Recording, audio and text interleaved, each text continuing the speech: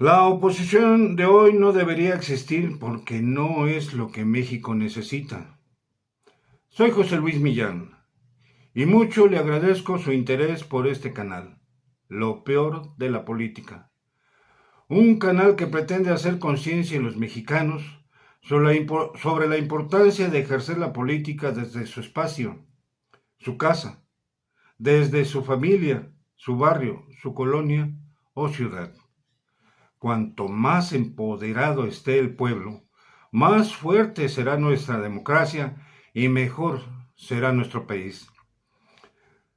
La oposición representa lo peor de la política, no de ahora, sino desde siempre, principalmente desde la década de los 80, que fue cuando, a base de mentiras y utilizando el poder para servirse con la cuchara grande, los conservadores empezaron a robar a manos llenas, a saquear el país y vender sus bienes y recursos naturales al mejor postor. Al abordar este tema es necesario ir años atrás para rescatar información que en su momento no se dio a conocer completa, de manera objetiva o de plano, no se publicó. Es muy importante ofrecer esta información específicamente para que la conozcan los jóvenes que nacieron en la primera década de este siglo, porque los medios de comunicación o de desinformación nunca cumplieron con informar cabalmente a los mexicanos. No pocos comunicadores siguen manejando la información de manera tendenciosa, con dos objetivos muy claros. Uno es atacar al gobierno de Claudia Sheinbaum Pardo y la Cuarta Transformación. Y dos, inclinar la balanza hacia el neoliberalismo, aunque en 7 años no han logrado sus propósitos. Es muy cierto que la oposición que hoy tenemos en México ha sido lo peor de la política en los últimos 7 años, porque solo ha atacado con mentiras, calumnias, montajes, tergiversación de los hechos, noticias falsas y acusaciones sin pruebas. Siempre mintió.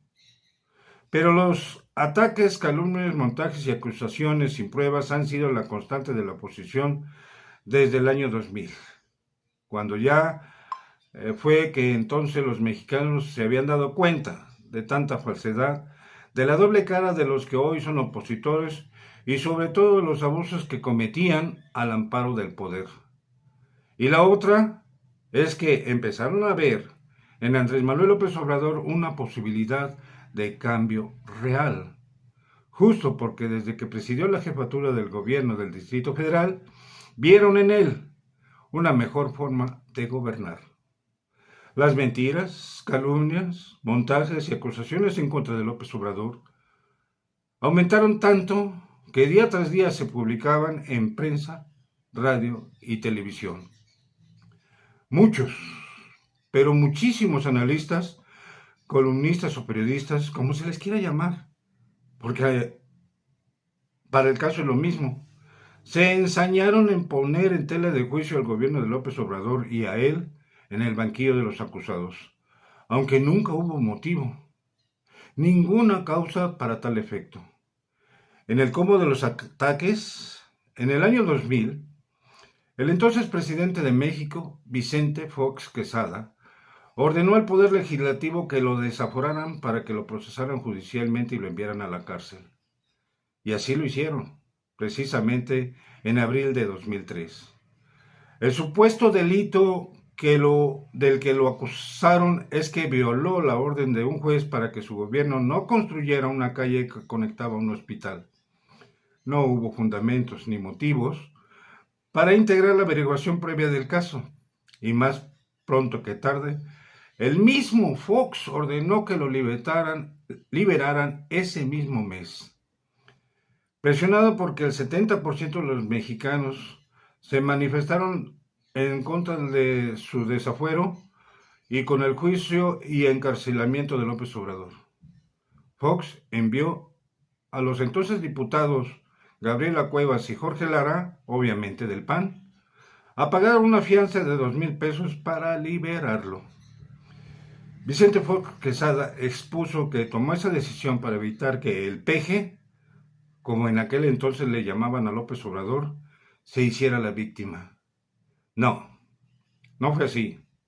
Fue más bien que el presidente panista se dio cuenta que había perdido ese episodio y mucho más, muchísimo más.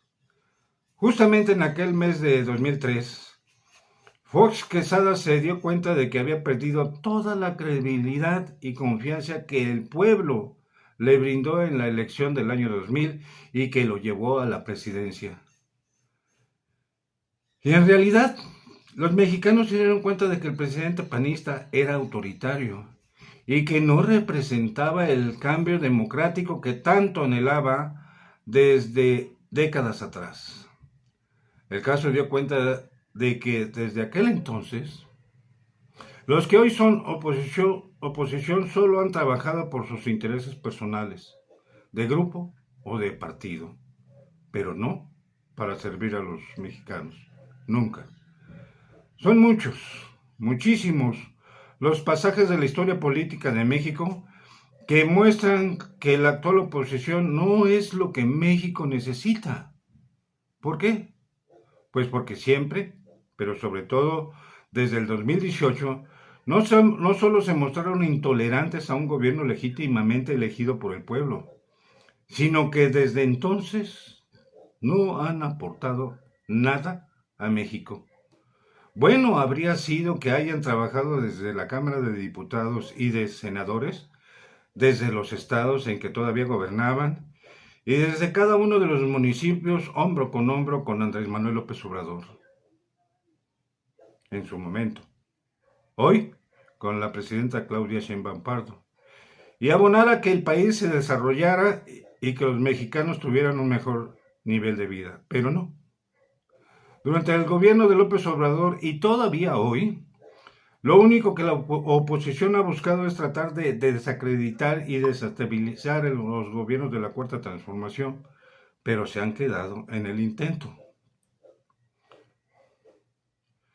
Solo obedecen a intereses de la oligarquía, grupos de empresarios e inversionistas nacionales y extranjeros, que ahora son ellos los que anhelan regresar al poder para seguir saqueando el país y enriquecerse con la explotación o venta de los recursos naturales de la nación y robar dinero público.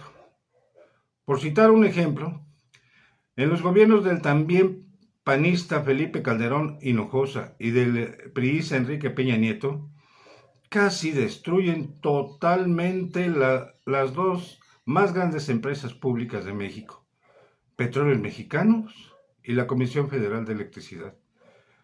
Sheinbaum Pardo se ha referido una y otra vez a la coordinación que debe practicarse entre el gobierno federal y el de los estados.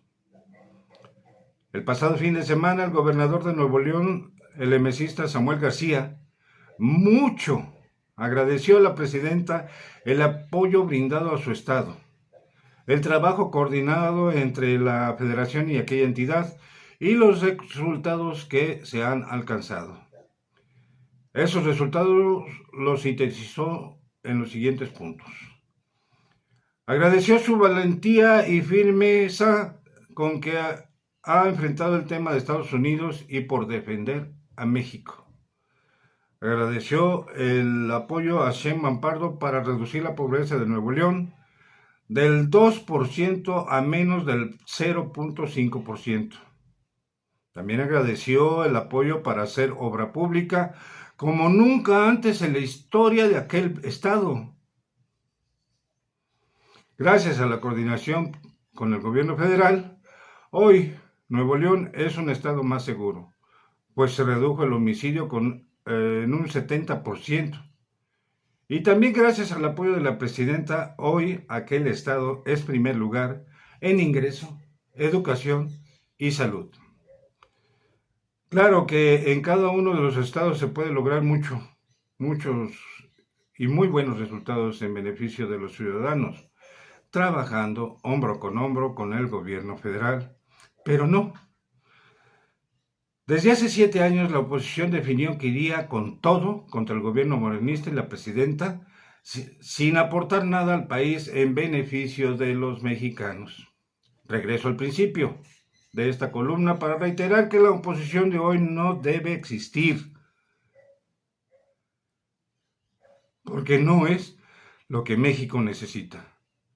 Mejor es que, de plano, el PAN, el PRI y Movimiento Ciudadano desaparezcan del mapa político de México.